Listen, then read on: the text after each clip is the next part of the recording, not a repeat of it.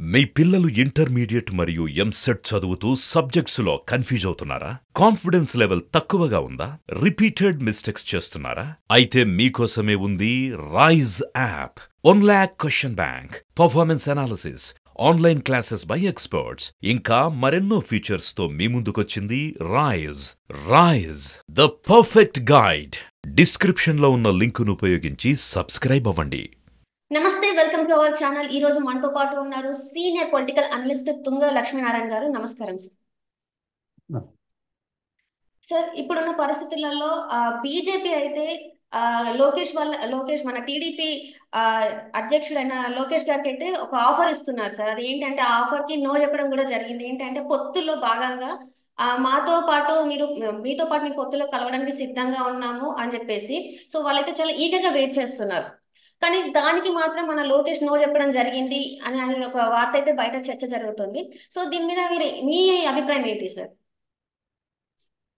త్వరలోనే సాధారణ ఎన్నికలు జరగబోతున్నాయి. ఇవాళ జాతీయ స్థాయిలో 2 ప్రధానమైనటువంటి కూటములు పోటాపోటీగా ఎన్నికల్లో దిగేటువంటి అవకాశాలు స్పష్టత వచ్చింది. ఎన్డీఏ అంటే బీజేపీ నేతృత్వంలో, మోడీ గారి నేతృత్వంలో ఉన్నటువంటి ఎన్డీఏ ఒకవైపున అధికారాన్ని నిలబెట్టుకోవడానికి, రెండవ వైపున భారతదేశంలో మోడీ గారు సాగిస్తున్న అప్రజాస్వామిక పాలనను, నియంతృత్వ పెత్తందారీ పోకడలను అడ్డుకట్ట వేయడానికి ఈరోజు ఇండియా కూటమి అనేటువంటిది ప్రతిపక్ష పార్టీలు కలిసి ఒకటి ఏర్పాటు చేశాయి. సీట్ల పంపకాలు వీటికి సంబంధించి కూడా చర్చలు జరుగుతున్నాయి. ఈ నేపథ్యంలో ఆంధ్రప్రదేశ్లో శాసనసభ ఎన్నికలు, లోక్సభ ఎన్నికలు కూడా జరగనున్నాయి. ఇక్కడ 2 ప్రధానమైనటువంటి పార్టీలు ఉన్నాయి. వైఎస్ఆర్సిపి ఇవాళ బీజేపీతో సఖ్యతగా కేంద్రంలో మోడీ గారితో ఉండొచ్చు, కానీ అధికారికంగా ఎన్డీఏ కూటమిలో భాగస్వామి పార్టీ కాదు. టీడీపీ కూడా అప్పుడప్పుడు ఎన్డీఏ కూటమి అనేటువంటిది ఒకప్పుడు ఉండి బయటకు వచ్చినా మోడీ గారిని ప్రశంసిస్తున్నటువంటి పరిస్థితే చూస్తున్నాం. కానీ వాళ్ళు కూడా, టీడీపీ కూడా ఎన్డీఏలో లేదు ఇప్పుడు. కానీ టీడీపీతో కలిసినటువంటి జనసేన పార్టీ అధినేత పవన్ కళ్యాణ్ గారు మేము ఎన్డీఏలోనే ఉన్నాం, ఎన్డీఏలోనే కొనసాగుతాం, ఎన్నికల తదనంతరం కూడా కొనసాగుతామనేటువంటి మాటలు చెబుతున్నాడు. అది మనం గమనంలో పెట్టుకోవాలి. కానీ ఈ పూర్వరంగంలో బీజేపీని కూడా టీడీపీతో కలిసి తీసుకెళ్లడానికి పవన్ కళ్యాణ్ గారు ఢిల్లీకి వెళ్ళి కూడా మంతనాలు చేసినట్టుగా మనం వార్తాపత్రికల్లో చూసాం. కానీ ఇప్పుడు లోకేష్ గారు ఈ వ్యాఖ్యలు చేశారు, ఆలోచన చేస్తున్నారు అని చెబుతున్నటువంటి వ్యాఖ్య ఏదైతే ఉందో, లోకేష్ గారు తీసుకోగలిగినటువంటి నిర్ణయం కాదది. అది జాతీయ ప్రధాన కార్యదర్శి, అలాగే టీడీపీ అధినేత చంద్రబాబు నాయుడు గారి కుమారుడు కావచ్చు. కానీ అధినేత చంద్రబాబు నాయుడు గారు, ఆయన నోటి గుండా ఇప్పటి వరకు ఏమీ స్పందన లేదు. కానీ నాలాంటి వాళ్ళం, ఆంధ్రప్రదేశ్ ప్రజలు కోరుకుంటున్నది ఏంటంటే, బీజేపీ తీరని ద్రోహం చేసింది ఆంధ్రప్రదేశ్కి. విభజన చట్టంలో ఉండేటువంటి కడప ఉక్కు ఫ్యాక్టరీ కానీ, రాయలసీమ ఉత్తరాంధ్ర అభివృద్ధి ప్యాకేజీ కానీ, రైల్వే జోన్ ఏర్పాటు కానీ, రాజధాని నిర్మాణంలో కానీ, పోలవరానికి DPR-2 ఆమోదించడం కానీ, లేకపోతే ఇతరేతర అనేక అంశాలతో పాటు ప్రత్యేక తరగతి హోదా ముగిసిన అధ్యాయం చెప్పినటువంటి ఆ బీజేపీ మోడీ ప్రభుత్వం విశాఖ ఉక్కు కర్మాగారాన్ని కూడా 100% ప్రైవేటీకరిస్తానని దాన్ని నష్టాల ఊబిలోకి నెట్టినటువంటి పార్టీ ఆ మోడీ గారి పార్టీ. బీజేపీతో ఇక్కడ ఏ పార్టీ పొత్తు కుదుర్చుకున్నా, స్నేహం కుదుర్చుకున్నా ప్రజలకు రుచించదు.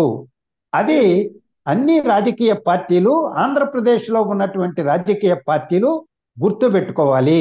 అలాగే దేశంలో లౌకిక ప్రజాస్వామ్య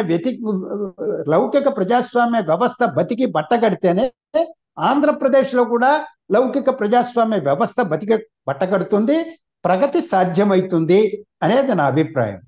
రైట్ సార్.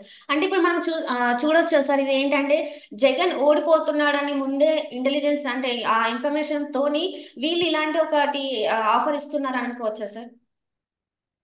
ఇవాళ ఇప్పటి వరకు మోడీ గారు జగన్మోహన్ రెడ్డి గారికి అన్ని విధాలా సహకరించారు. రైట్ ఇవాళ లక్షలు కోట్లు అప్పు చేయగలుగుతున్నారంటే ఎఫ్ఆర్బిఎం పరిమితి దాటి కూడా అది మోడీ గారి ప్రభుత్వం యొక్క సహకారమే. అలాగే జగన్మోహన్ రెడ్డి గారు అప్రతిష్ట పాలయ్యారు, ఓడిపోతారు అన్నటువంటి వాతావరణం కలుగుతున్నది కాబట్టి ఆయనకు కూడా భయం పుట్టుకున్నదేమో. ఎమ్మెల్యేలను మార్చాలి, తద్వారా అధికారాన్ని నిలబెట్టుకోవాలని ప్రయత్నం చేస్తున్నట్టుంది. ఆళ్ల రామకృష్ణారెడ్డి గారు లాంటి అత్యంత సన్నిహితులే బయటకు వచ్చేశారు. లేకపోతే కోటమిరెడ్డి శ్రీధర్ రెడ్డి లాంటి వాళ్ళు, లేకపోతే రామనారాయణ రెడ్డి గారు లాంటి వాళ్ళు, చంద్రశేఖర్ రెడ్డి గారు లాంటి వాళ్ళు, ఉండవల్లి శ్రీదేవి గారి లాంటి వాళ్ళు, ఇతర అనేక మంది నిన్ననే పవన్ కళ్యాణ్ గారితో ఒక ఎమ్మెల్యే సమావేశమయ్యారని, అంటే పలువురు ఎమ్మెల్యేలు బయటపడడానికి కూడా ప్రయత్నం చేస్తున్నారు. గెలిచే పార్టీలో నుంచి ఎవడు బయటికి రాలేడు కదా. అంటే ఓడిపోతామనే భయం ముఖ్యమంత్రికి వచ్చి ఉండొచ్చు, ఎమ్మెల్యేలకు కూడా వచ్చి ఉండొచ్చు, పక్కదారులు అందుకే చూస్తుండవచ్చు.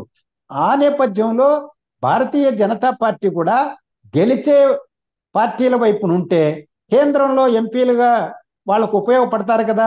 ఈనాటి వరకు వైఎస్ఆర్సీపీ ఎంపీలు ఢిల్లీలో ఏ చట్టం వచ్చినా, ఎంత ప్రజా వ్యతిరేకంగా ఉన్నా లోక్సభలో రాజ్యసభలో మద్దతు ఇస్తూ వచ్చారు. వాళ్ళ పార్టీ వాళ్ళు గెలవనప్పుడు వాళ్ళకు సన్నిహితంగా ఉండే పార్టీ గెలవాలని బీజేపీ కోరుకుంటుండొచ్చు. అలాంటి గెలిచే పార్టీ వైపున అడుగులు వేయాలని వాళ్ళు తలపోయవచ్చు. కానీ ఇక్కడ టీడీపీ అంగీకరిస్తుందా లేదా అనేటువంటిది వేచి చూడాలి. అంటే వాళ్ళ పథకం ప్రకారం వెళ్తున్నారు అనుకోవచ్చు సార్ బీజేపీ వాళ్ళు. ఎందుకంటే వాళ్ళకి 6 నుంచి 8 సీట్లు వచ్చే అవకాశం ఉంటది ఒకవేళ టీడీపీతో పొత్తు పెట్టుకుంటే అని చెప్పి. ఇవాళ కర్ణాటకలో ఓడిపోయారు, తెలంగాణలో ఓడిపోయారు, కేరళలో లేరు, తమిళనాడులో లేరు, ఆంధ్రప్రదేశ్లో వాళ్ళు మీరు 6-7 సీట్లు అంటున్నారు.